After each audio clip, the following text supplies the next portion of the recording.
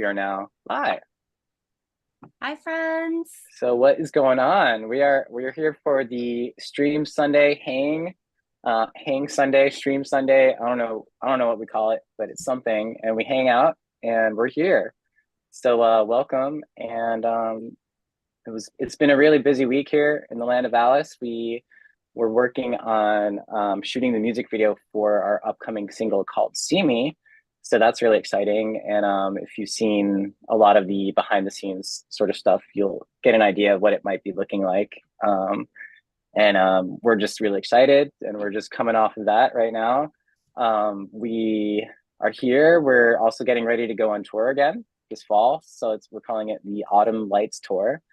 So we're excited. We're getting ready for that. We're going to also be releasing a cover of a Perfect Circle song at the end of the month. So there's just so much going on right now. And we're here to hang and answer any questions that you might have. So feel free to ask us questions. We're live on our YouTube channel, our Twitch channel, and Facebook. So ask away. What are you guys up to? Carl, Sasha, Tosh, Steve? I'm currently actually reviewing some footage from yesterday and everything. Just I'm not doing anything with it except just trying to take notes and see what I can do better next time. Yes. What always blows my mind about Carl and your work is just the fact, well, you're a creature of evolution. Like I got to peek behind the viewfinder to see some of the footage that he shot, and it was just unbelievable. So good, so creative. Yeah. And you're like, well, how can I do? I'm like, well, you already did great. Right. Go ahead. I'm sorry. Oh, no, I totally get it. I'm the same way. Like, I'll listen back to myself and I'll be like, okay, how can I improve? And how can I grow? And all of that. But like, yeah, just giving you some kudos and props for you as is, because it like a really amazing footage came out. Great. Thank you. Yeah. Thanks for saying that. Waiting in the pool with the camera. Going. Yeah, it's all in beyond. It's all in Sasha's magical hands now. So well, you've made it super hard and also super easy. Super hard because every shot is good. Every shot. It's like the scrubbing. I'm like, well, I could use that, or I could use that, or I could use that. And so that's awesome. We could make 17 music videos. And so that's, amazing. It's fantastic. It also makes it hard to pick the right ones because it's also good. But I will say, I'm going to jump on the Carl Love bandwagon here because the shots that you set up and got for this are unbelievable. They're beautiful. They're so beautiful. I was scrubbing through it all last night and it's just gorgeous. Hey, thank you. I'm glad that there's something usable in there. Yeah, one or two things. Just from the behind the scenes footage, it looks incredible. So I haven't seen what it is. Oh, so Chiron42 and our Twitch stream is asking what compilation is the A Perfect Circle song coming out on. And it's called Sacred Geometry. And there's a bunch of other bands that are taking part in this. I will post the link to all the places because it's really awesome. Let me see if I can find it right now. Yeah, anyways, I'll find it in a second and post the link. But there's a lot of other bands on it. Our friend System Sin is on it, plus other bands that you might have heard of. So it'll be really fun album of covers. We're all fans of the band Perfect Circle, and yeah, it was just a great opportunity to do something a little new, a little challenging. It's always nice to get, do something outside of your comfort zone. And yeah, we're excited. Yeah, I think one of the things I thought was really, really cool was watching Sasha and Carl map out the music video on our last tour. So during the tour, they were mind melding and plotting our demise. Do you guys feel like it's come out the way you originally envisioned, or did it take some detours?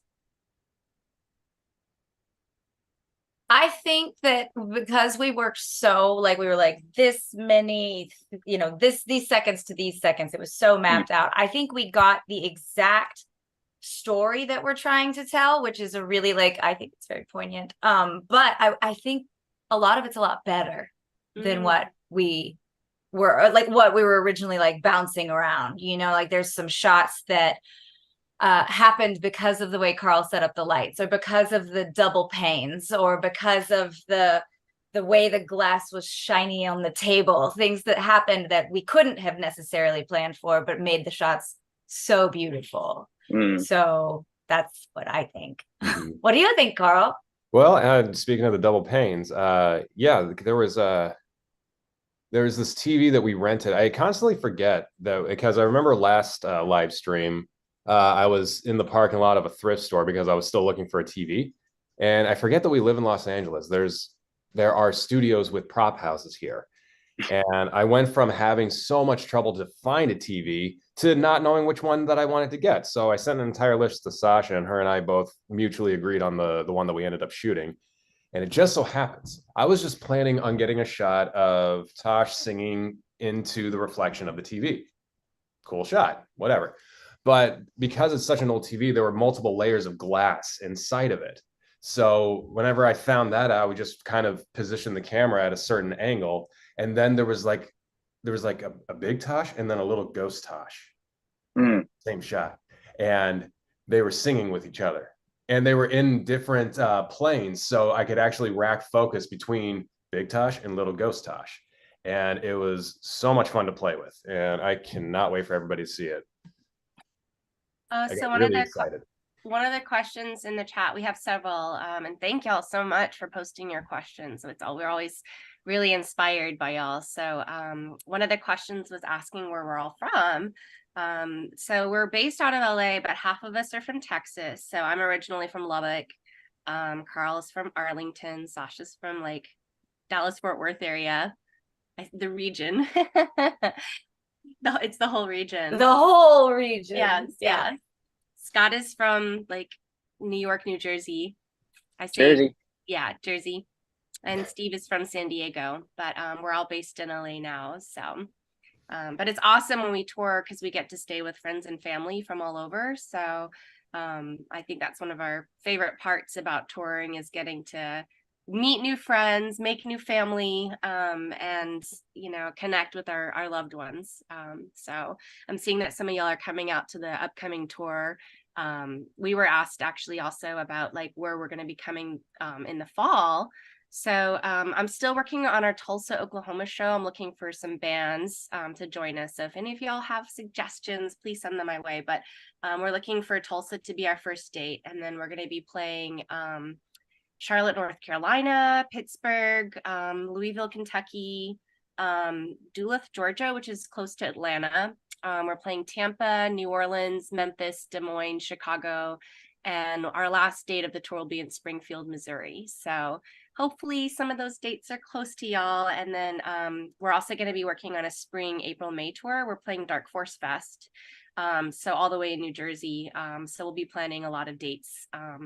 So hopefully we can come close to y'all. I saw that David Nassif was asking if we're coming to South Carolina. So unfortunately, we're just going to be in Charlotte. I'm not sure how far that is from you, but hopefully on the next tour, we can come closer your way, and just really appreciate you being so supportive. So yeah, we're getting a lot of people asking where we're going to be. So I think we'll be able to announce the tour pretty soon, right? Yeah, I'm just waiting for the details on the Pittsburgh show and the Tulsa show. So once we have those details, we can post like all the dates. But we do have our dates listed on Bands in Town on our Facebook event page, and also on Songkick for on any of you Spotify users. So you can see like the dates that are posted up with some of them have ticket links. Some shows you just get tickets at the door, but the ones that you can get tickets ahead of time, I think the ticket links are up. So yeah. Yeah. So we're oh, sorry, go ahead. I was gonna say, if somebody asks, have any of us ever acted in anything other than our music videos? And I thought that was a pretty awesome question, considering some of your history as like actors and stuff like that. So well, Carl and I met at theater school.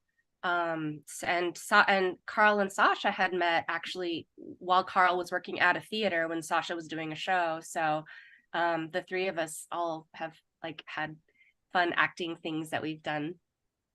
in our other Yeah, incarnations. I think Carl's got a pretty sweet IMDb, and it's got a lot of stuff there, as do most of us.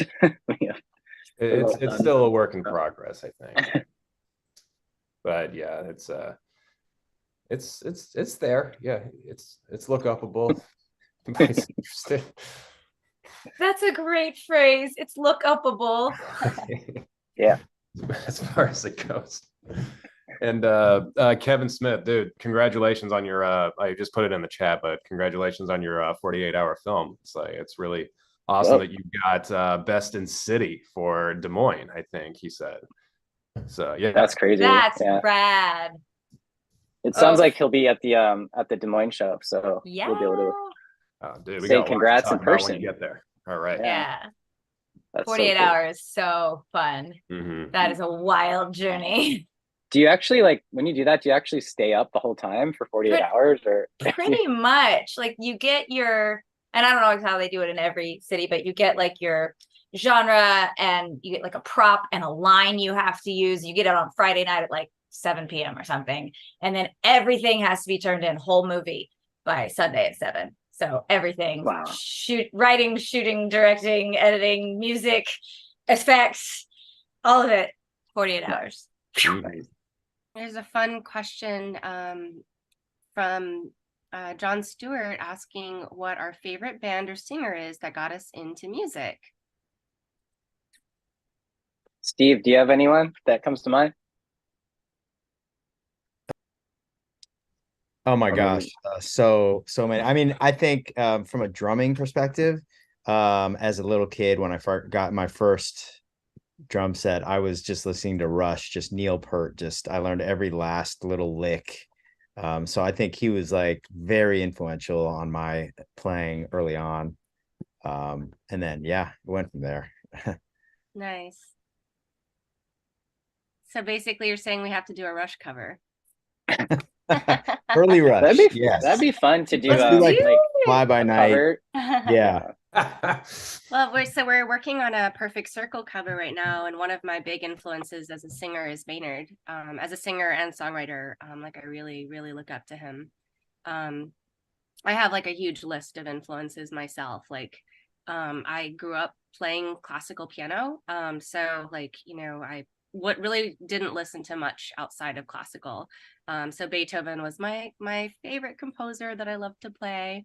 But like in terms of more modern music, I'd say definitely Maynard is a huge influence for me. And, you know, it was really like a great honor to be able to cover that song. So that's a work in progress, and we're going to be hopefully releasing that, I think, this week. I think the compilation comes out this week. So yeah, or at least the song is due this week. I'm not sure when they're going to release it. I think it's coming up in September. So, yeah.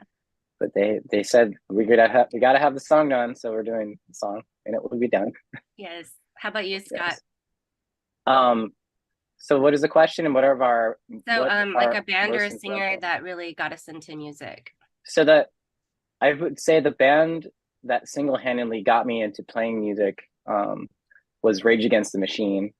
I was at camp actually when I was really young, and they put together this, like, you know how at camp, if people have gone to camp before, you know, there's all kinds of activities that you do, and one of the things we did there was they're like, we're going to put together like a rock band, like for all the people that play music or want to play music. So there's like a bunch of guitarists there, and there's someone who played bass, there's a keyboardist and a drummer, and I wasn't even really playing guitar then, but for some reason they just asked me to sing Killing in the Name Of, and it was like a cathartic experience for me. I was like 12 or 13 years old, and it was like I just felt this rush of music, and like just being in the room where, you know, where there was like somebody playing the live drums and the guitar, and it just like, it literally just changed my life in that single moment.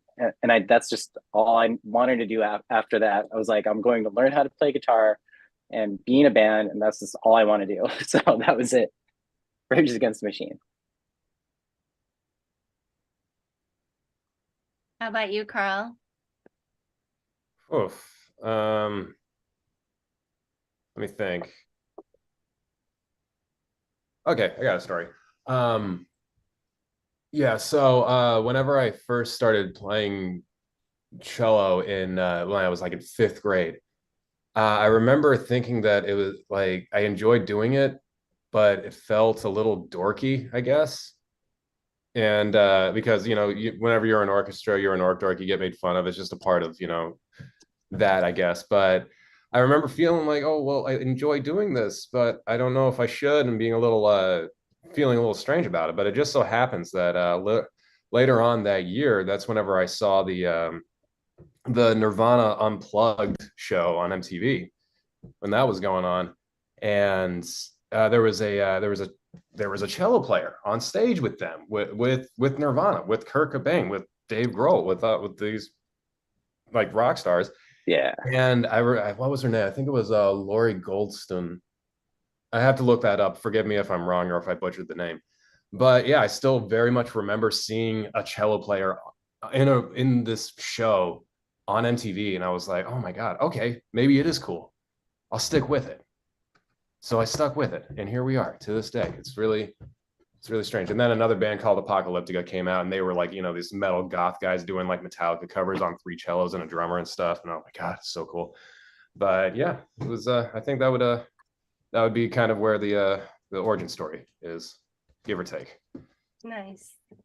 How about you, Sash? So I also was listening to like just a bunch of classical as a kid, with my mom being who she is. But my father got me into like classic, what I think of as classic rock. Of course, you turn on a classic rock radio station now, it's completely different. But I think that the artist, if we're looking for like an artist who got me into wanting to sing, would have been like Judy Garland. I loved her voice as a kid and what she could do with it. And then of course Liza Minnelli, which let's just follow the bloodline, right? And Yeah. And just that whole style of music, that big expressive emotional style of music. And it took me a while to transfer into like, I guess, rock and pop music, but I grew up on the show tunes. So yeah, I'm gonna go with Judy Garland. Nice. That's amazing. I think that covers us. What's that? Does that cover everyone? I think so. We could make up an answer for Gordon. Well, Gordon's a big jazz guy. Like Yeah. he does a lot of jazz. So, but he definitely has a lot of different influences. I can say that he's all over the place. So, Yeah, Gordon is a huge fan of a lot of classic punk rock too, like Fugazi, and some others. He's like constantly talking about these bands when we're touring. If a Fugazi song comes on, it's just like he'll stop doing whatever he's doing, and yeah, he loves it. Andrew Luckett is asking if we are when our next album is coming out. And I love this question. We're currently working on So Below. So See Me is our next single that we're going to be releasing with a music video, and we'll have that ready for the fall tour. Someone else was asking if we're doing any virtual streams, and we'll definitely do a virtual stream to launch that. Hoping to have some fun activities and surprises. Would love for y'all to get to meet some of the amazing dancers that we get to work with. So bringing them onto some streams. But So Below, we haven't set like a dedicated deadline. And so it's really challenging to make the songs, produce the songs in the midst of all the touring. So we are going to take like a pretty significant break for us in between this upcoming tour, and then the next tour that we're doing is in April and May. That we are planning a special something for New Year's in Arizona. Yes. But aside from that, we're just going to be kind of laying low and focusing on the album, so that we'll hopefully have new music for y'all like in 2024. So that's kind of the goal for the next album. Yeah, we have a lot of plans and ideas that we're kicking around for the release. We're definitely we're definitely planning on doing like a double album vinyl release. So there's going to be, because like it's basically a two-part album. The first part being As Above, and then So Below is the second part. And people have been asking for so long for vinyl, and we figured might as well just go all out and like do a double album and have that for you guys. Also a CD. I'm sure we're going to do that, and a slew of like new artwork and merch and t-shirts and all kinds of fun stuff. Probably a Kickstarter to help kick everything off, but we're still kicking around a lot of ideas, so more soon. So we're being asked about our poll that we had about our covers, and yes, we are indeed going to be working on a cover album as well. But like we do want to focus on our original album first, so but that will be on deck, absolutely. So we really wanted to take into consideration like different ideas and requests. So that's definitely on deck. It's I do wish we could clone ourselves. We unfortunately are human with a 24-hour span of time. So as much as I wish we could bilocate, like there'd be a contingent of us touring while another contingent makes the art. But that will be on deck as well post So Below. So yes, absolutely. It's so hard to remember that like each box on the calendar is only one day, and each box only has 24 rectangles that are the 24 hours. You know, like it's very hard. That is a hard concept. And each of those hours has 60 little check boxes for 60 each little minute. itty bitty. And then each of those has 60 seconds. And then what happens after that? I don't know where my time goes, but I'm very grateful and thankful to be able to just work on music and try to get this music done for you. Excited. I love this question. This is from CJ Williamson, and thank you so much for your kind question. So you guys are ridiculously fan friendly, no complaints. Was that intentional from the beginning, or did it become an organic thing as the base started growing? I personally love this question. I grew up like in a community where I was severely bullied, and I always wanted to surround myself with kindred spirits and like-minded people, and just, you know, had the intention of like, I really want a community where people are kind. And so I was so fortunate to meet these wonderful humans that I get to make music with. And I think that was just kind of the basis. Like everybody in Alice is a really kind person. And, you know, I've just found that our connection with, you know, all of the people that support us, who we consider family, we consider y'all family. Like it's always been really important to us to have that human connection. Because, you know, I think that art and music is amazing, and it's an important part of our human condition to express, you know, these deep emotions and feelings and dreams. But at the same time, like one of the most important vital things for us is our community around us, and we absolutely could not do what we do without y'all.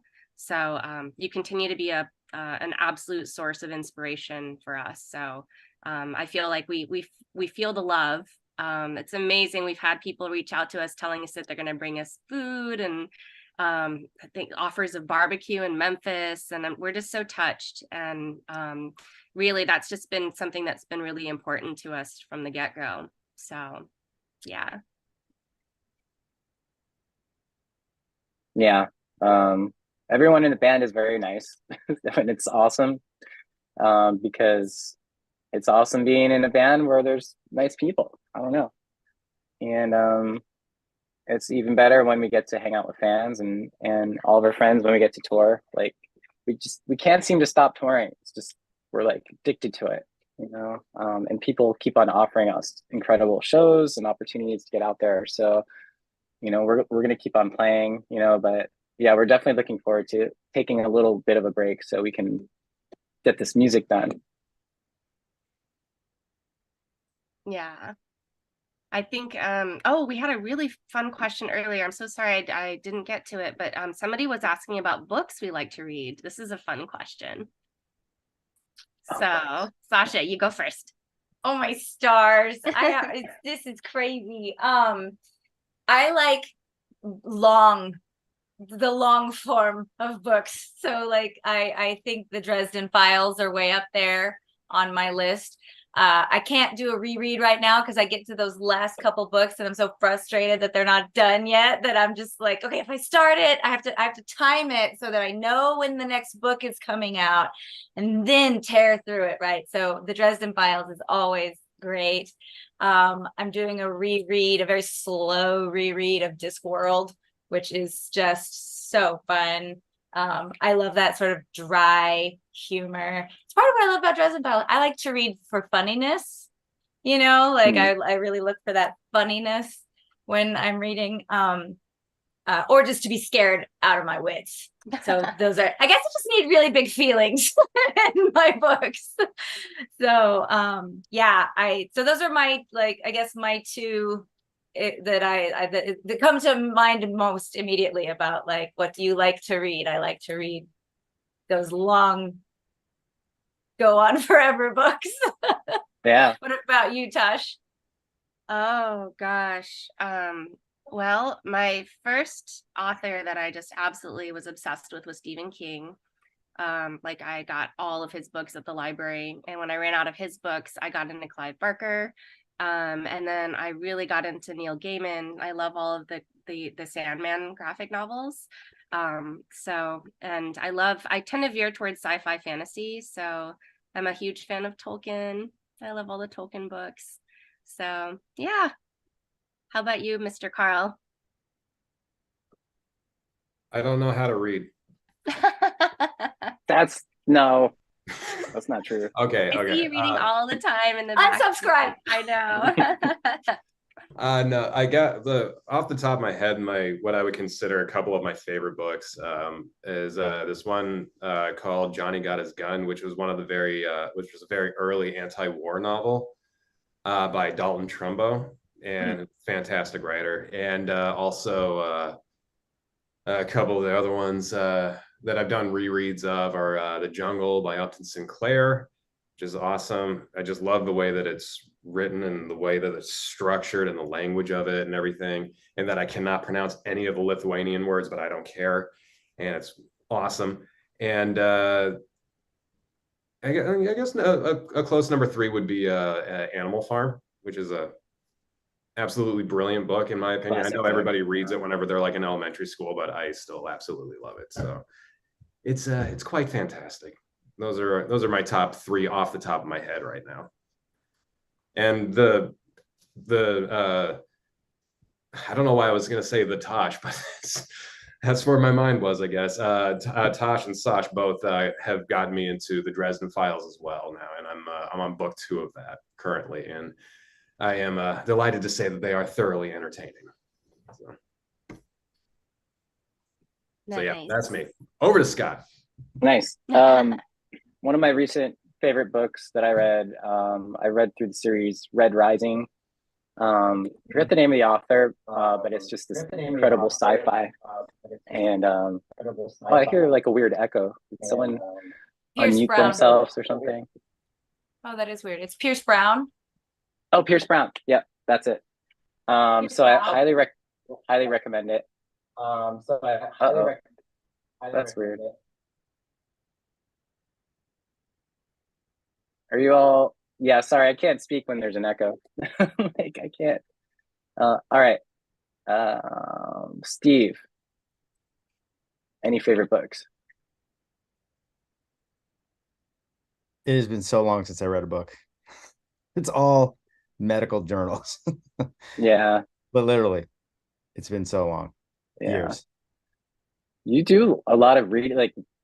Like I see the stuff that you read are like medical textbooks in the van sometimes when you're like studying for stuff, Yeah, research and stuff like that. Yeah, it's a lot. Yeah, it's just not my deal. Sorry. Yeah, that's fine. I appreciate the honesty. Let's see. Just looking for some more questions here. I saw some earlier and I totally forgot. Russell was asking if we like Anne Rice, and yes, I'm a huge fan. Love Anne Rice. And Dean Koontz. I saw Ryan mentioning Dean Koontz. I do love Dean Koontz. Oh, and Beryl was asking where to post videos or recordings from the Flagstaff show, Sasha. Oh, Where to Discord. post them? There's Discord. on our Discord. Discord. Yeah, on our Discord, Yeah. I think there's a channel, right, for Mhm. the live Yeah. videos. Yeah. So, but thank you for sharing that. We always really appreciate those clips of or videos and pictures from our show. So thank you for sharing that. I'm throwing up an invite link so people who are on the streams can join Discord if they're not already part. So I am just gonna throw that up right now.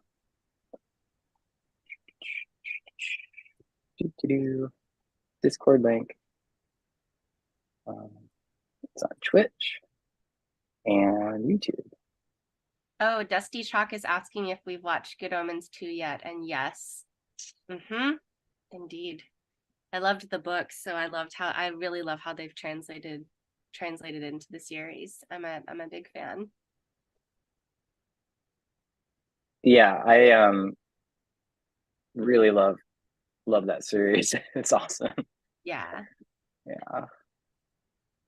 I love some of the YouTube discussions on books. I'm seeing 1984, Animal Farm, Ernest Hemingway books. Those are all amazing.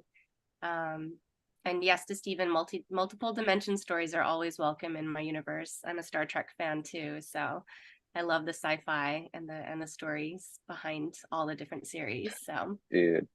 yeah. Somebody mentioned hold on, I have to think. I think it's Russell mentioned The Princess Bride, the book. Yeah, it's the Princess. It's so funny. Like Ooh, I'll have to check this out. I didn't know there was a book. It's That's so awesome. funny. That makes sense. Yeah, it's, because the movie's so good, like, and we all love it so much, but the book, hilarious, like bust out laughing, hilarious.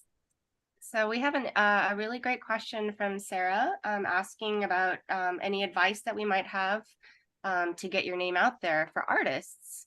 And gosh, I feel like I don't feel like an expert on anything in life, but I can share at least my MO and kind of how I've approached art myself. Like for me, first and foremost, the art comes first. So like, I'm really passionate about songwriting and about singing, writing stories. And, I've really like focused my energy and time on like, really trying to achieve, I guess, my own version of mastery. I feel like that's going to be a lifelong process. Thankfully, I love the process of it. And I think that when you really put love and time and energy into things you're passionate about, like it's very contagious. I personally am always inspired by other people and other works when they are passionate about what they're doing. So I think inevitably just putting yourself out there, you're going to inevitably find people that connect to your voice, whatever your voice or your medium is. And it might seem small at first, like, when we first started out as Mankind is Obsolete, like brand new baby band, same with Alice. We had no fans. We started from the ground up, and it was just this organic growth. I feel like it's a slippery slope when it comes to social media, and when you look too much into numbers and approvals and all of that, like you can kind of get lost in the swamp. And so I think my biggest piece of advice is like create what is true to you and what is meaningful to you, and then just trust in the fact that you will connect with your kindreds and you will find your people. And then hopefully you will find joy in being an artist, because I think for me, like art has been an absolute vital part of my being, and what I feel like I'm here to do. So I feel like it's just, find your joy and find your voice, and we hopefully will help you celebrate whatever that is for you. Do y'all have any pieces of What advice? was the question? Any pieces of advice on how to get your name out there as an artist? Yeah, I mean, there's no right or wrong way to do it. There's no rules. As much as some people might want to tell you that there's rules, there's no rules. Just do what you love, and do a lot of work, if it's like writing, then, write a lot and just give your writing to people. If it's music, write songs, just put it out somewhere. Like it's very easy these days on the internet to just like get anything up, you can use SoundCloud or um, DistroKid to like distribute your music on Spotify, that sort of thing. And you have all the tools you need. They exist. So the only challenge is really just to create something that's true to yourself. And, and I think that's the beautiful thing about creating, is just being able to like work on the art, just, and then just put it out there, I don't know. That would be my advice. I would jump in with just keep going. Mhm. Like there are always going to be like mountains where you're on the tippity top of the mountain, and then pitfalls where you land flat on your face, and just keep going, and so much of what helps with that is finding your community, find the people who will believe in you and support you, and that you can believe back in them and support them. And then that exchange buoys everybody up. And so, yeah, one foot in front of the other. Don't stop. Don't be afraid to fail. So Yeah. important. You got to be Good afraid advice. to fail. Yeah. Yeah. I think one of my favorite things about listening to Gordon record, he was actually recording yesterday for our Hollow Perfect Circle cover.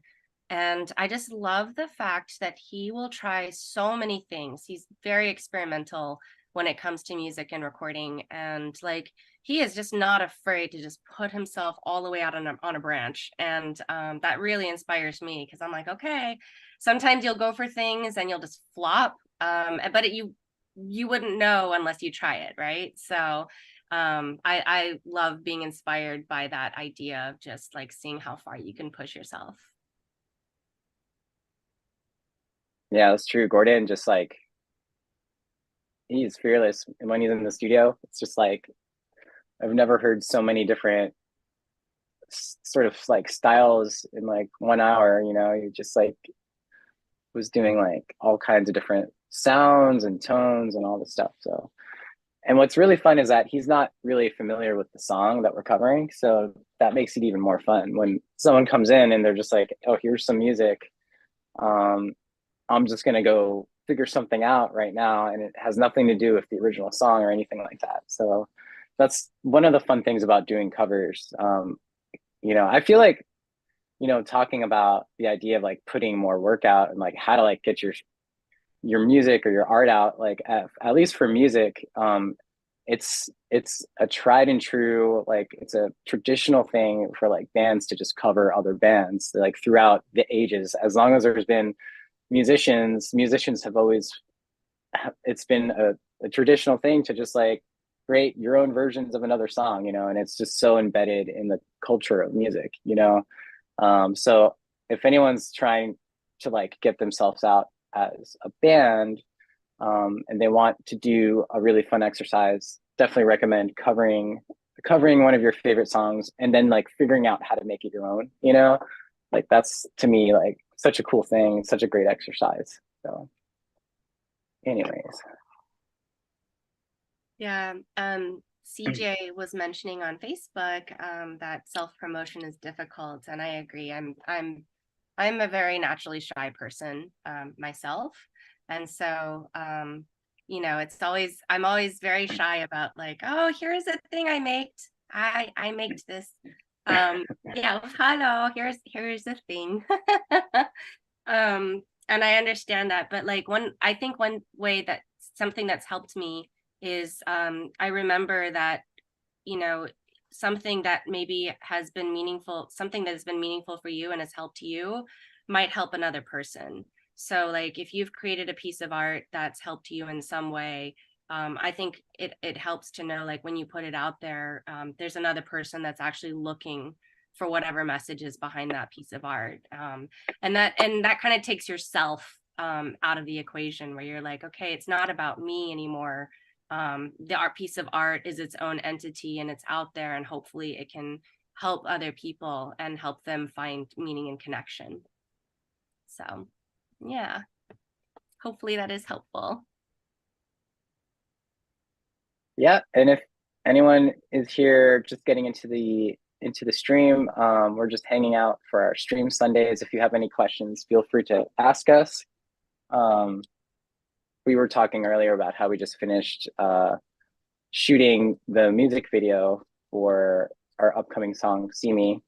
I technically didn't do anything for the music video because I was working on music all week, but it was Sash, Tosh, and Carl hanging out at Steve's place, creating like a whole environment for that.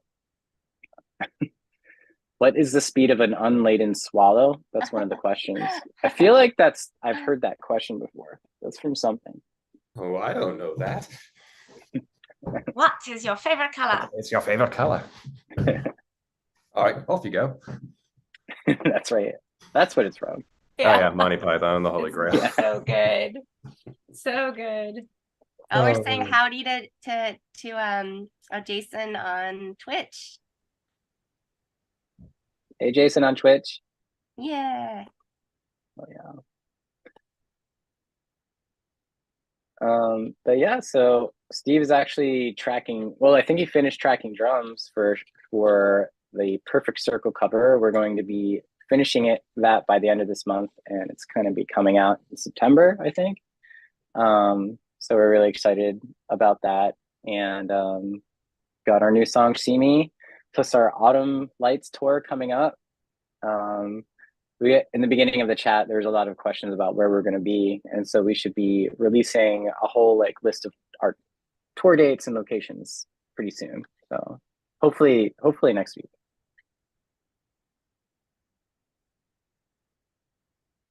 I'm just gonna jump on and say, like you said, you didn't do anything for the music video. Remember when we shot you We did 3 weeks ago? Oh, that's right. That was yeah, weird, right? Like you don't, because it was so that. it's in the ago. So yeah, it's just not even now. in my brain anymore. No, I understand. And those shots look so beautiful. And then cool. And then we shot Carl then as well, and we shot Steve then as well, but we also shot Steve in 2 of the scenes. Steve is using his acting in 2 of the scenes. So thank you for letting us shoot in your house and also for being an actor. I made my acting debut.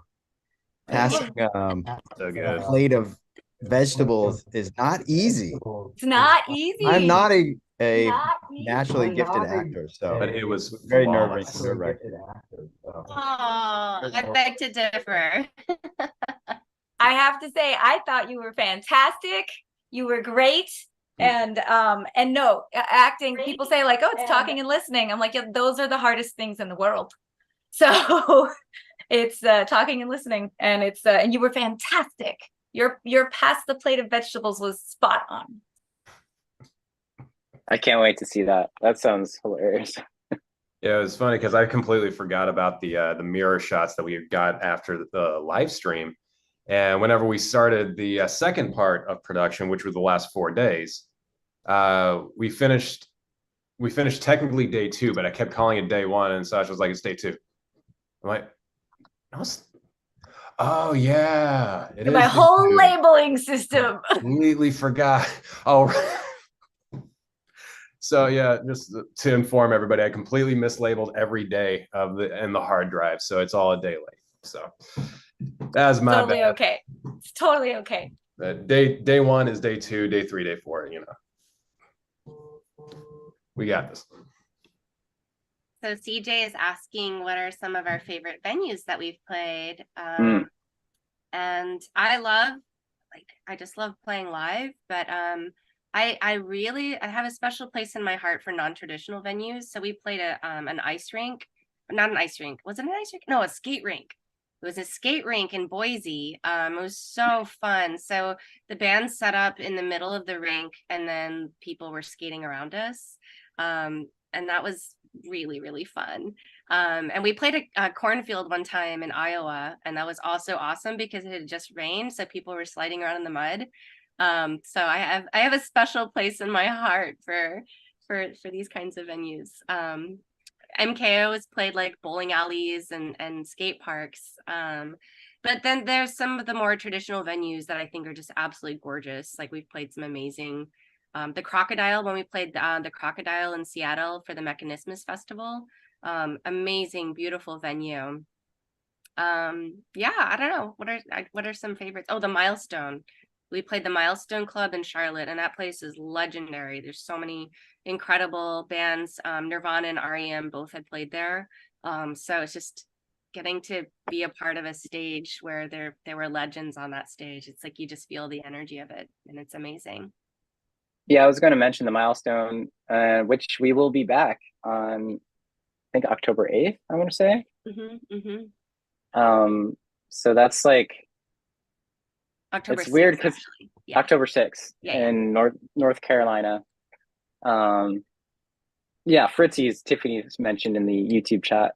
That's a really fun venue. But just like talking about the Milestone, there's so much like vibe in that venue. Like there's like no place on the wall, on the ground, on the ceiling that there isn't a band sticker. Like there's literally band stickers everywhere. It's like like the sounds, like you walk in there and you're like, I don't even know, like you don't know what to think when you see the outside of the building because it's very nondescript, and you walk in and it's just like it looks like somebody's house or something that they converted into a venue. But it just, the sound there is amazing, and like there's just this vibe, and we'll be back there, so I can't wait.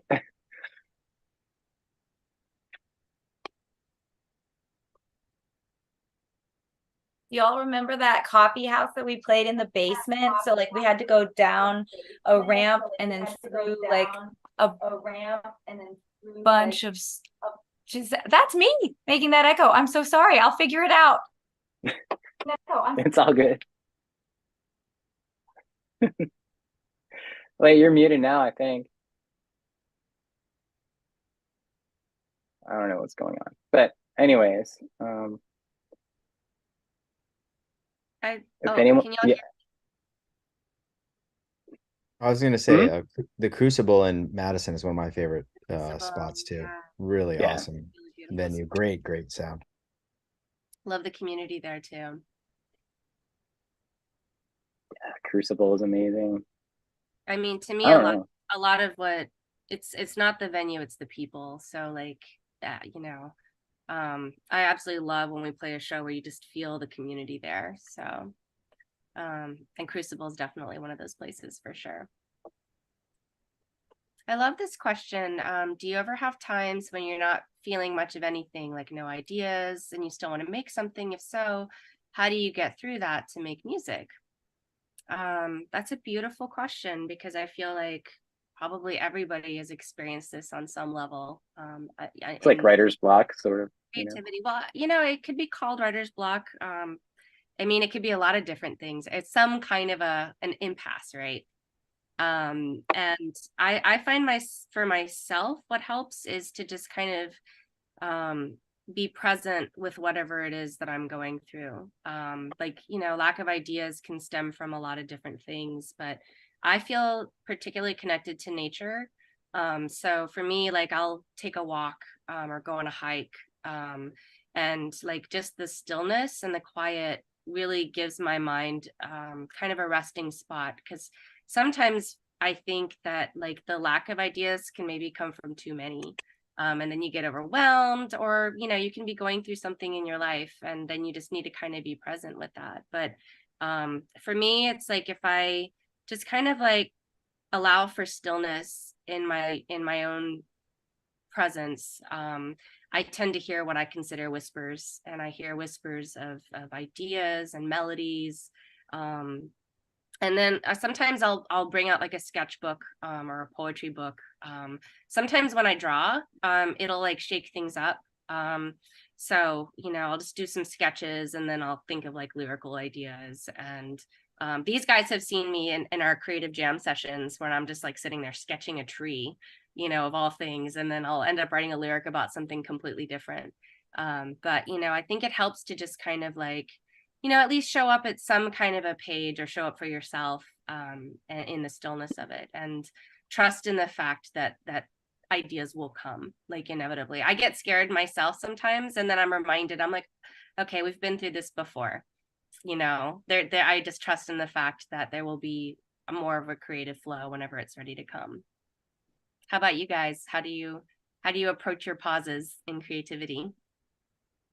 A lot of times I get inspired by other artists. So if I'm not feeling anything or whatever, if I go see a show, a lot of times I come out of there completely energized. Either it's like, oh, I want to do that, or sometimes it's like, no, that was completely wrong. I would do it this way. And then before you know it, all these ideas come back, and yeah, I'm inspired. Yeah, we saw Duran Duran actually earlier last week as a band. Like, we went there and we got a chance to see this awesome band, and then and then we were working on the Perfect Circle cover all week. So I feel like that definitely was very inspiring, at least for me.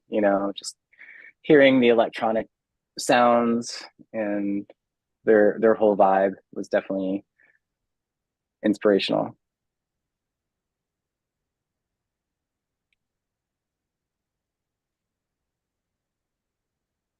Guess I'll jump in here then also, if that's all right. One thing that I'm sure everybody knows about is a term called filling the well. So it's if I'm ever feeling like completely empty creativity wise, then I really enjoy going to see movies. Obviously, I love going to art museums, especially ones that you cannot get through in one day, ones that you have to buy like multiple tickets to get through.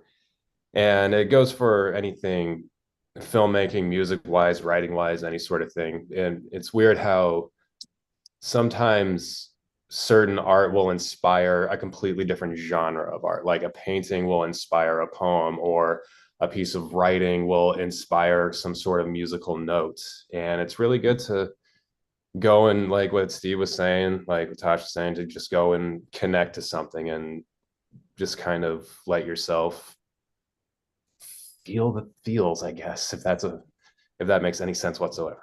So that's what I enjoy doing. Even if I don't have to, I still enjoy doing it.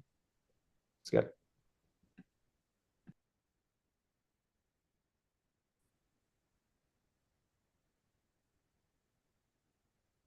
I think, is there anyone else? I'm just worried about making an echo. Am I making an echo now? No, you're good. Okay. You're good. I feel that you putting your feet in the grass, like the bare feet in the grass kind of thing. I know we're talking, and I think the filling of the well is such a good, like, there's key phrases that I've taken from this conversation. I'm like, I'm going to write that down, like filling of the well, the showing up on the page, like being there for yourself, in whatever way it is that you specifically need to be there for yourself, and so the feet in the grass is a good one. So it's simple, but I dig it. Holly asked if we've covered any other Duran Duran songs other than Ordinary World. And that's a really interesting question, isn't that? Yeah, we have one on deck that we've been toying with.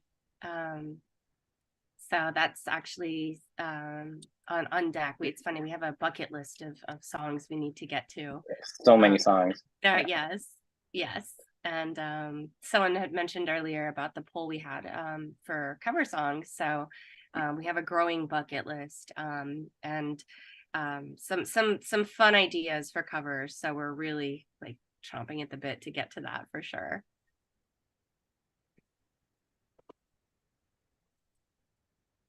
Let's see. On YouTube, let's see. We got a question that was asking, what do we do if someone gets sick while we're on tour? And that's an interesting question, because it reminds me of a story when we were touring with Mankind is Obsolete. I forget what happened, but for some reason, Tosh got something where it wasn't like she was contagious or anything. It was she couldn't vocalize. Her vocal, like she couldn't speak for like I had bronchitis for 6 years. bronchitis. She couldn't Yeah. speak for days or weeks. And there's one show like Mankind is Obsolete was infamous for just like never backing down from a gig, you know, no matter what. Like we said we were playing it, like we were going to play it. And so we get to the show and Tasha's like, I can't sing. There's no way. Like, and she had to write out a note. Like literally she couldn't speak, you know. And we're like, what are we gonna do? So Gordon proceeds to write down all the lyrics, and we set up this like intricate system of flashlights on the floor so that he could sing all the Mankind is Obsolete songs. So that was a memory. What I love so much is that our supporters that came out for the shows were so kind and understanding, and I was just blown away by how supportive everyone was. So I myself bring like a whole tub of remedies. Like I'm really into herbal remedies to keep your immune system up. So I douse the band with all kinds of gross things, my concoctions to help keep our immune systems healthy and strong. So yes, they have to put up with my gross remedies. What's funny is that the first time that I took a Tosh remedy, I was like, that's so nasty. And now I equate it with health. And so I'm like, Tosh remedies, yummy. It's just how your body and your brain move through it. Look, I like the remedies. The remedies are good. It's the honey. It's the spoonful of honey that. Yeah, it's really gross. God, I know it helps and whatever, but you know, like, God's sake, what cost? Manuka honey is really good to cook, you know, for your throat if you're starting to feel like a tickle.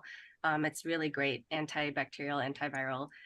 So I'll make them take spoons of Manuka honey, and poor Carl, he's not a fan. It makes me gag every single time. It's like but it works though. Like it's sweeter than anything. It's too sweet. God. But thank you for bringing it. I do appreciate it. Just had to get that out. Yes. Oh man. Let's see. Any other questions that we might have missed? Dave Hargraves is asking about how do Alice fans react to MKO songs. Actually, it's really cool. Like when people are discovering Alice and then they discover MKIO, I think it's always really cool because you get to like kind of go down like a deeper rabbit hole in our journey that we've had as musicians. And so yeah, I've had like pretty positive interactions from people discovering MKIO. So and then they discover Alice Underground. Yeah, Alice Underground is our jazzy incarnation. They're like, what? Yes, we like to express ourselves in many mediums for sure. Mm-hmm. Well, we are getting up on that 1 minute till 4 o'clock time. So if there's any last questions, yeah. We did get asked, what is Manuka honey? Oh, it's actually made from the Manuka bush, I believe, or it's from the pollen of the bees of a Manuka bush that's only found in New Zealand. But you can find it at like your local health food stores. Some grocery stores will carry it, but like especially health food stores carry it. Or you can, you know, order it online, but they're it's a little jar. I usually get like it's the UMF 10 plus at least, in terms of like, if you're looking to boost your immune system. So, that's a little singer trick. When I start feeling a little hoarse or whatever, I'll take a spoon of Manuka honey. Mm-hmm. Yeah, it's vital to take care of yourself on the road. You know, get as much rest as possible, eat healthy, because you got to keep your immune system up. And we've been really lucky. We stay healthy, so we will continue doing so. Well, thank y'all so much for spending your time with us and for your amazing, inspiring questions and sharing parts of yourself with us. I'm just so grateful for y'all. Thank you for being such an incredible community. We're so lucky. Thank you. Yeah, And many we will loves. Thank Come you. say hello in Discord and the Facebook group and join the Mad Hatter Army. It's always a welcome place for you. So thank you for tuning in. Have a great week, y'all. Bye.